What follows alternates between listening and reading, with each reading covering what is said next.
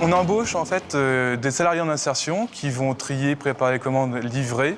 Et le principe de faire appel à des salariés en insertion, c'est qu'on leur met un pied dans la vie active. Et ma plus grande joie ici, c'est lorsqu'une personne vient m'annoncer avec un sourire jusqu'aux oreilles « j'ai retrouvé un boulot ». C'est là où on a réussi notre métier. C'est là où je suis vraiment le plus fier de ce travail. L'image des métiers d'art avait besoin d'un petit coup de fouet. Les fonds européens nous ont permis de mettre en place un dispositif de transmission de métiers rares et d'exception. Le fait de transmettre, c'est un acte de vie.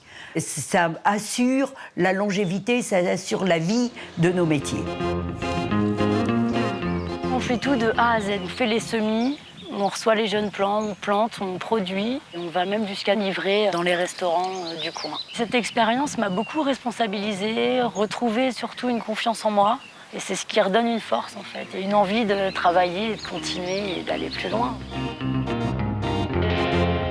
L'idée, c'est de se servir de la couture pour permettre à des dames exclues du marché du travail d'acquérir des techniques et de se professionnaliser dans le marché de la mode. J'ai répondu à une annonce vers d'un chantier, je suis venue voir et puis ils m'ont acceptée, j'ai été étonnée, j'étais super contente. Ça me fait du bien de faire tout ça.